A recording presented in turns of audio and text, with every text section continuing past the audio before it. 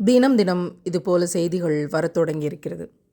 1750 kilo gutka என்ற போதைப் பொருள் பறிமுதல் செய்யப்பட்டு 2 பேர் கைது செய்யப்பட்டிருக்கிறார்கள். தினமும் ஆயிரக்கணக்கான போதைப் பொருட்கள் என்னென்னமோ வித்தியாசமான பெயர்களில் அது மூட்டை மூட்டையாக இங்கே அடுக்கி வைக்கப்பட்டிருக்கிறது. ஏதோ அரிசி மூட்டையோ சர்க்கரை மூட்டையோ கிடையாது.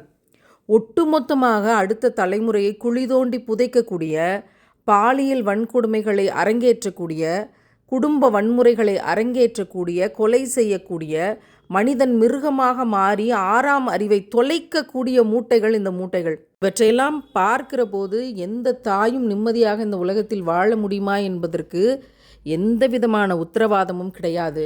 இந்த போதை மருந்துகள் தெருக்கள் வரை, வீதிகள் வரை, பிள்ளைகளினுடைய பள்ளிக்கூடங்கள் வரை உலா வருவதற்கு இதுவரைக்கும் அனுமதி கொடுத்தவர்கள் யார்?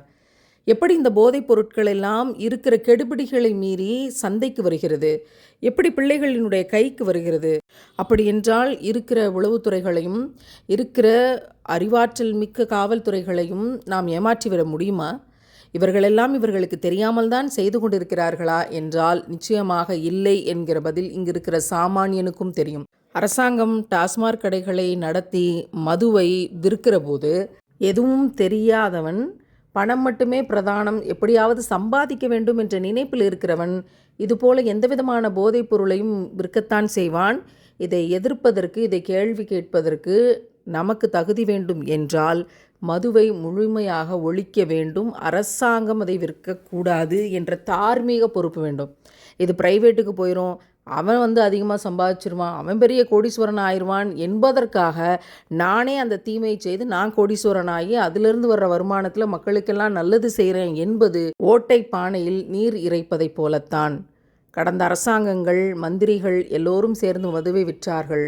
வந்திருக்கிற அரசாங்கம் மது ஒழிப்புத்துறை என்ற பெயரில் டாஸ்மாக் கடைகளை பாதுகாக்காமல் எப்படி 700 கடைகளை மூட வேண்டும் என்று திட்டமிட்டார்களோ அதை போல படிப்படியாக அனைத்து டாஸ்மாக் கடைகளையும் மூடிவிட்டு போதைப் பொருட்களை ஒழிப்போம் என்று சூளுரைப்பதில் நியாயம் இருக்கிறது. பெற்ற பிள்ளைகளை கையில் வைத்திருக்கிற தாய்மார்கள், தகப்பன்மார்கள் உங்கள் பிள்ளைகளை விழிப்போடு இருந்து கண்காணித்து அவர்களுக்கு நல்லதை எடுத்து சொல்லி அவர்கள் வழியில் பாசத்தை கொடுத்து அவர்கள் தீமைக்கு விலை போயிடாமல் பாதுகாத்து கொள்வது உங்கள் கையில் இருக்கிறது. யாரோ சட்டங்களை கொண்டு இங்கு பாதுகாப்பார்கள் என்பது நம்முடைய ஆதங்கம், நம்முடைய கோரிக்கைகள். ஆனால் நம் பிள்ளைகளை நாமே பாதுகாப்போம் என்று முடிவெடுத்தால் ஒழிய தற்போதைய சூழலை பாதுகாக்க நமக்கு வேறு வழிகள் இல்லை. மற்றபடி குட்கா பறிமுதல் செய்த அரசுக்கும் காவல்துறைக்கும் பெண்கள் பாதுகாப்பு இயக்கத்தின் பாராட்டுக்கள்.